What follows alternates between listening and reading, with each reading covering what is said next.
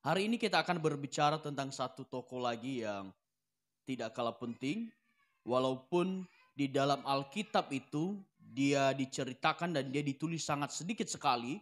Tetapi ternyata perjalanan tokoh ini merupakan bagian dari perjalanan hidup kita.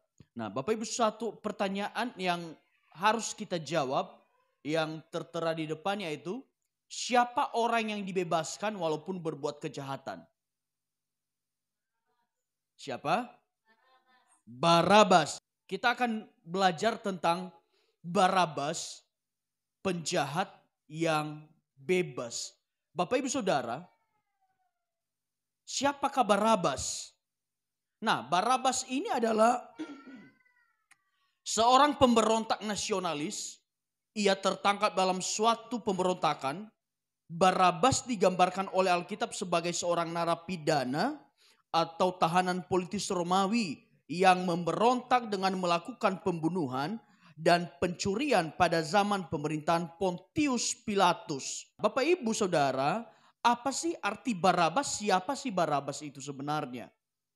Nah, Bapak Ibu, kalau kita lihat dari arti namanya, Barabas ini terdiri dari dua kata, yaitu satu bar dan keduanya Abba.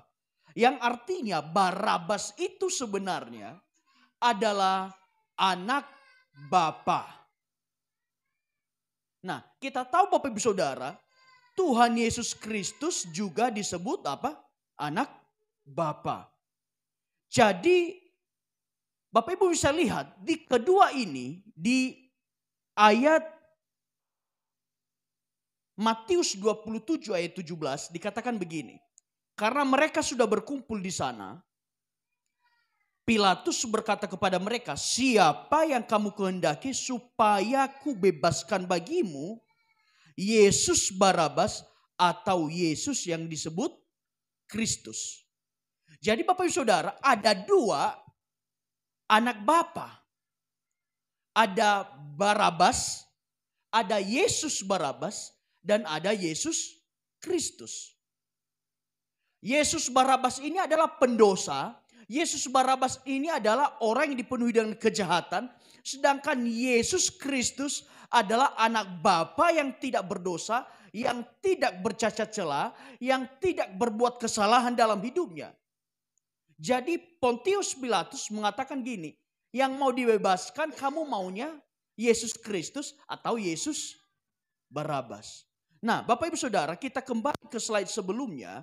Barabas ini artinya anak Bapa dan Yesus Kristus juga adalah disebut anak Bapa.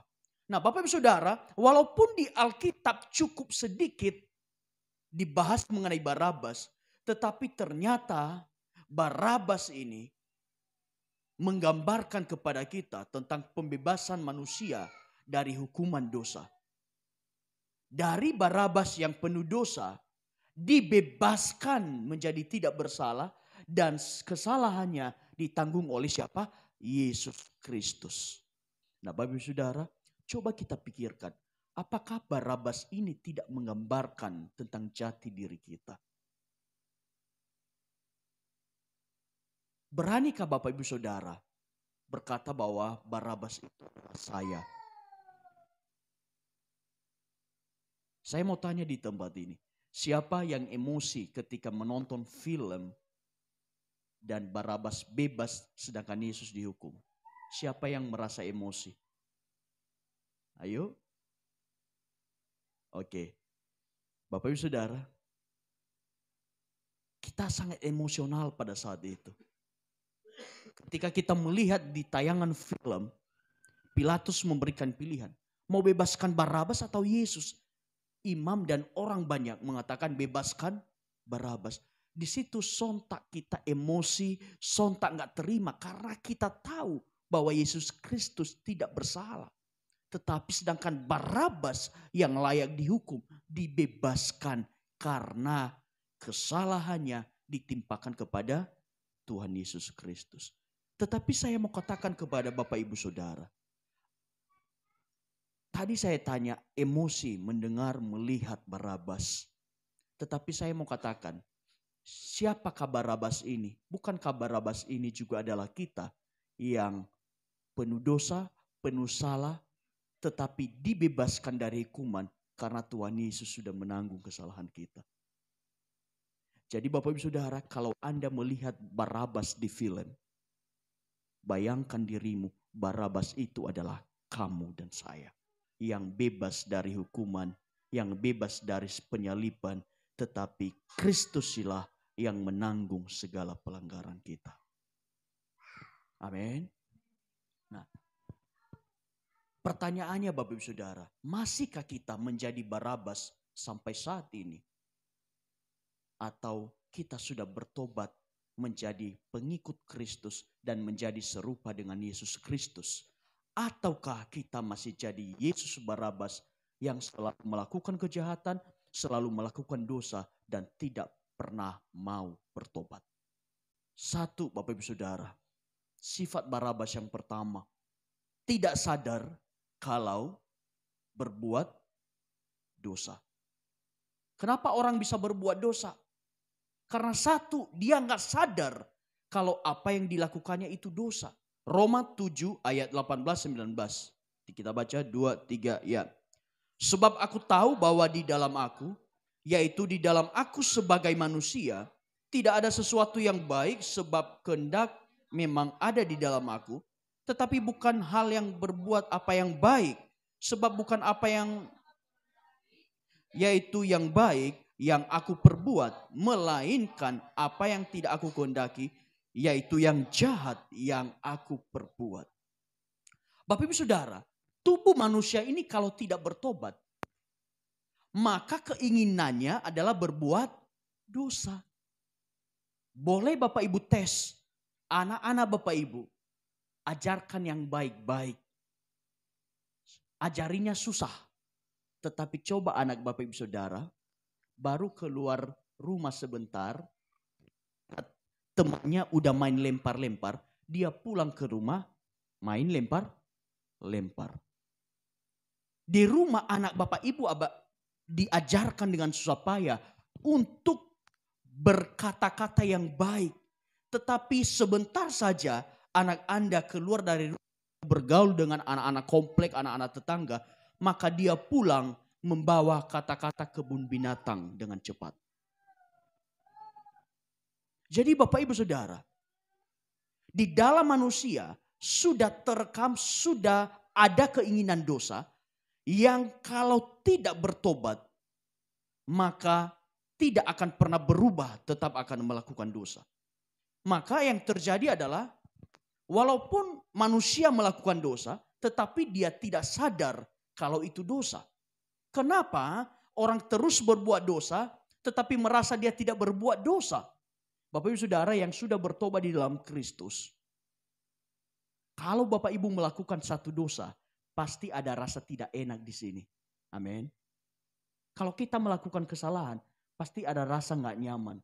Tetapi ada titik tertentu orang melakukan dosa sudah tidak merasakan apa-apa lagi, sudah mati rasa. Karena apa? Karena sudah tidak sadar kalau itu dosa atau bukan. Nah, kenapa orang bisa seperti itu Bapak Ibu Saudara? Karena satu, tabiat dosa yang dibiasakan. Sudah ada kehendak dosa di dalam diri manusia, plus sudah dilakukan secara biasa, maka yang terjadi adalah ketika berbuat dosa, tidak akan kaget lagi. Orang yang biasa berbohong, maka tidak akan kaget lagi untuk berbohong.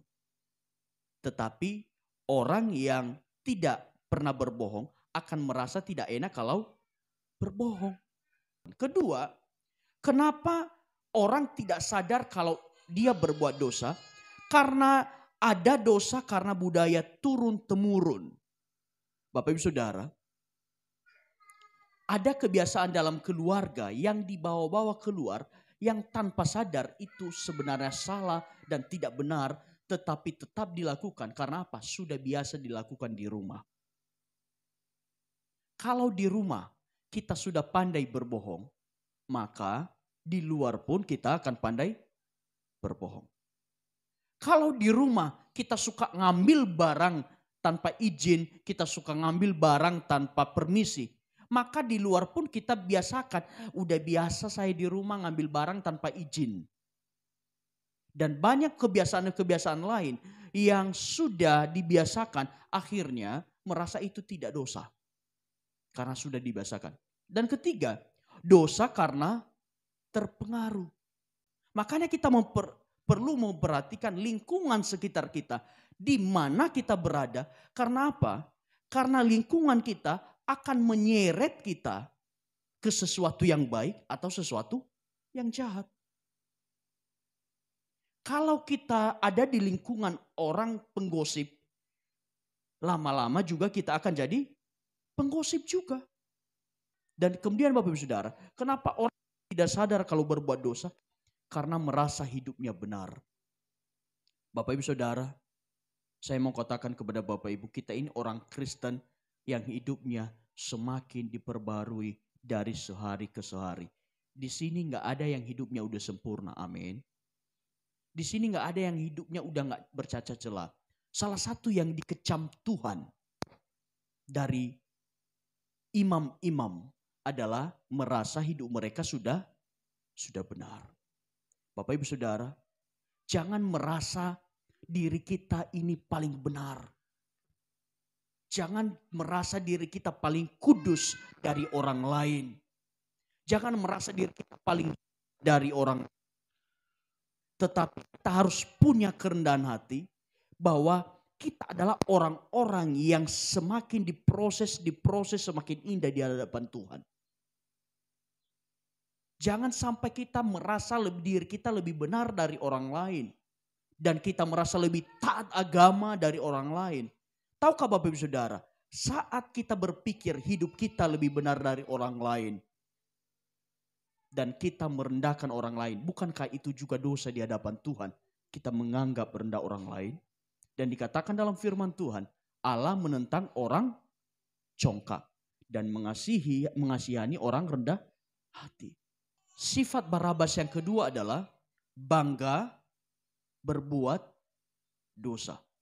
Nah, Bapak Ibu Saudara, ada enggak orang yang bangga berbuat dosa? Ada. Ada enggak yang bangga ketika berhasil menipu orang? Ada. Ada enggak yang bangga ketika berhasil membuli temannya di sekolah? Banyak. Ada orang-orang tertentu berbuat dosa, dia tahu itu kalau dosa, tetapi karena dia berpikir hasil dari dosa itu merupakan kebanggaan atas dirinya, maka dia terus berbuat dosa. Nah, Filipi 3:19 dikatakan begini, kesudahan mereka ialah kebinasaan, Tuhan mereka ialah perut mereka, dan terakhir dikatakan kemuliaan mereka ialah aib mereka. Inilah orang-orang yang bangga berbuat dosa, dikatakan kemuliaan mereka ialah aib mereka. Seharusnya Bapak Ibu Saudara, orang yang takut akan Tuhan, aib itu adalah hal yang memalukan. Tetapi di firman Tuhan dikatakan ada orang-orang yang bangga berbuat dosa karena mereka menganggap aib mereka adalah kemuliaan mereka. Pikiran mereka semata-mata tertuju pada perkara duniawi. Nah, Bapak Ibu Saudara, kenapa ada orang yang bangga berbuat dosa? Karena satu, dia memiliki gambar diri yang salah. Gambar diri kita cuma dua. Kita ikut gambar diri Tuhan atau kita ikut gambar diri iblis. Bapak Ibu pernah ngefans dengan seorang tokoh? Pernah suka dengan seorang tokoh? Maka yang terjadi begini. Kalau kita ngefans dengan seorang tokoh, maka kita akan berusaha melakukan sesuatu mirip-mirip dengan dia. Kita akan mungkin membeli baju yang mirip-mirip dengan dia. Kita akan membeli parfum yang merek dia. Yang penting bagaimana supaya kita bisa mirip dia. Nah, kalau gambar diri kita adalah Yesus Kristus, maka kita akan berusaha bagaimana diri kita semakin hari semakin serupa dengan Yesus. Tetapi kalau gambar diri kita salah dan kita memilih gambar diri iblis, maka yang terjadi adalah kita akan semakin hari semakin bangga menyerupai iblis. Di Wahyu 22 ayat 11 dikatakan begini, barang siapa berbuat jahat, biarlah ia terus jahat. Barang siapa cemar, biarlah ia terus cemar.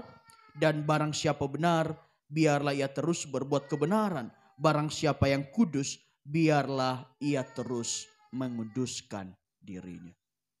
Bapak Ibu Saudara, saya berdoa dan saya berharap kita semua di tempat ini punya gambar diri yang jelas dan benar. Amin. Gambar diri kita adalah Tuhan Yesus.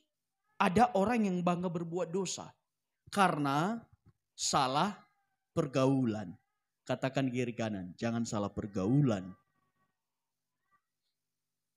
Bergaullah kepada orang-orang yang takut akan Tuhan. Maka kamu juga akan jadi orang yang takut akan Tuhan. Di 1 Korintus 15:33 berkata begini, janganlah kamu sesat, pergaulan yang buruk merusak kebiasaan yang baik. Bapak Ibu Saudara, Anda bisa jadi orang pendiam.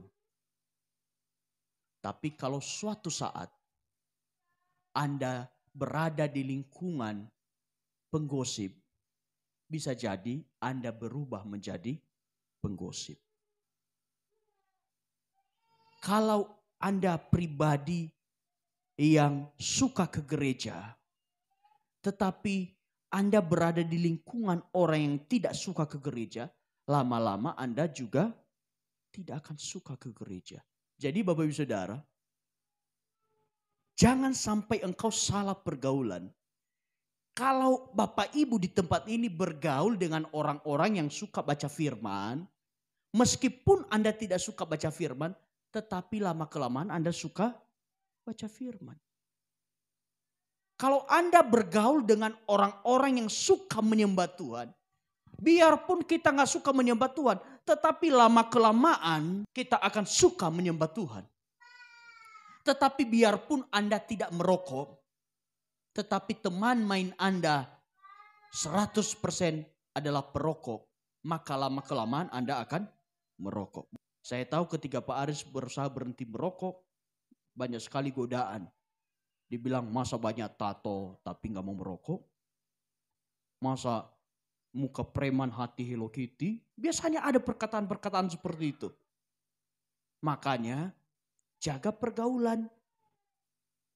Jangan sampai kita mau menghindari merokok, tetapi masih suka ngumpul sama orang yang ngerokok. Jangan sampai sudah komitmen untuk berhenti tidak mau omongin orang lain, tetapi masih suka bergaul dengan orang yang bergosip. Jadi jangan sampai salah pergaulan sehingga membuat kita akhirnya bangga berbuat dosa. Ketiga, karena menganggap tindakan dosa itu sebagai pencapaian. Pencapaian dalam arti apa? Dia berpikir semakin banyak berbuat dosa semakin hebat. Semakin banyak berbuat dosa semakin dihargai. Bapak Ibu Saudara, dan keempat adalah karena hidup dalam kesombongan dan keangkuhan. Orang yang bangga berbuat dosa karena dia karena hidup dalam kesombongan. Misalnya Bapak Ibu Saudara, kita direndahkan oleh seseorang dan kemudian ada seseorang yang mengatakan, dia belum tahu siapa kita. Saya bisa menggerakkan satu truk untuk hajar dia. Saya bisa menggerakkan ini, saya punya ini. Akhirnya dosa itu dianggap sebagai suatu kebanggaan.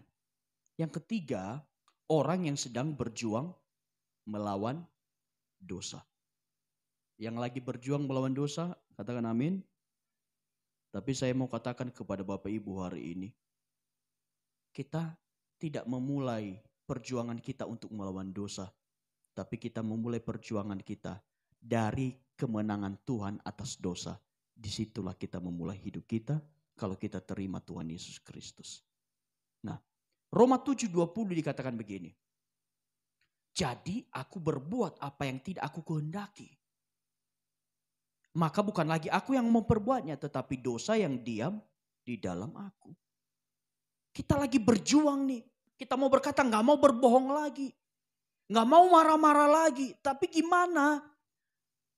Tabiat dosa itu masih di dalam. Itulah yang memaksa kita untuk melakukan demikian. Tapi saya mau berkata kepada Bapak Ibu, 2 minggu yang lalu kita sudah dengarkan khotbah bahwa Tuhan sudah menang mengalahkan dosa. Maka kita pun sebagai anak-anaknya yang diberi kemenangan itu, tidak ada istilah kita kalah terhadap dosa, tetapi yang ada kita menang terhadap dosa. Nah, kenapa masih ada orang yang kalah terhadap dosa? Kenapa kita masih kalah terhadap dosa? Karena tidak rela mengorbankan sesuatu atau masih mendapat keuntungan dari berbuat dosa. Contohnya Bapak Ibu Saudara, ada seorang pedagang, dia mengurangi timbakan 2 ons, yang dari 1 kilo jadi 8 ons. Dia sadar bahwa itu dosa. Dia ingin bertobat dan tidak melakukan lagi. Tetapi akalnya berpikir, kalau saya bertobat, maka 2 ons itu menjadi hilang. Maka yang ada keuntungan semakin sedikit. Ada orang-orang yang tidak rela berhenti melakukan dosa hanya oleh karena ada keuntungan yang didapat dari tindakannya. Ada orang-orang yang tidak mau berhenti merokok. Karena apa? Dia berkata begini, nanti kalau saya berhenti merokok, nanti teman-teman saya jauhi saya. Ada yang tidak mau berhenti bergosip karena dia merasa circle-nya nanti akan hilang ketika dia berhenti melakukan demikian. Dan banyak lagi orang gak berhenti mau berbuat dosa karena dia merasa masih ada keuntungan yang didapat dari setiap dosa yang dilakukan. Kedua, karena ada harga diri yang berlebihan. Bapak Ibu Saudara, ada orang yang berbuat dosa, pengen bertobat, tetapi gak mau bertobat. Kenapa? Karena malu. Ada orang yang mau berhenti berbuat dosa, tapi gengsi. Tetapi orang yang bertobat, orang yang takut akan Tuhan, dia gak peduli tubuhnya mau tatoan. Hidupnya zaman dulu hancur-hancuran. Kalau dia mau bertobat, bertobat saja. Gak perlu gengsi, gak perlu malu.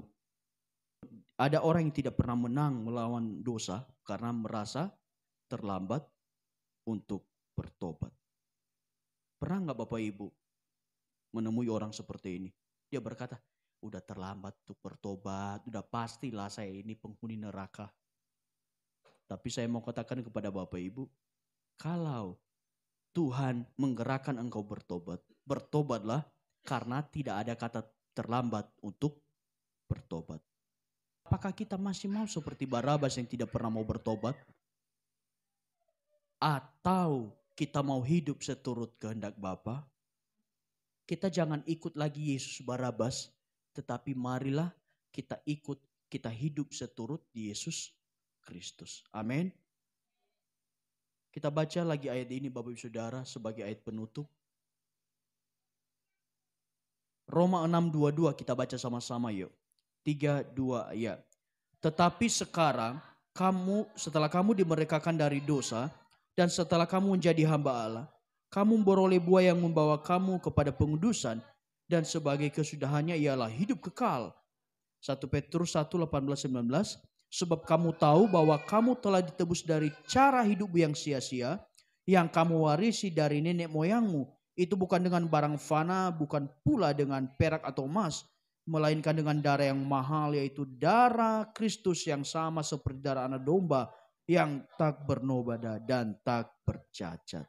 Nah Bapak Saudara, kita sudah ditebus. Jadi jangan terus-terusan lagi menjadi Yesus Barabas. Tetapi jadilah Kristen, pengikut Kristus menjadi seperti Yesus Kristus supaya kita tidak berakhir binasa, melainkan kita akan bersama-sama Bapa di sorga. Amin.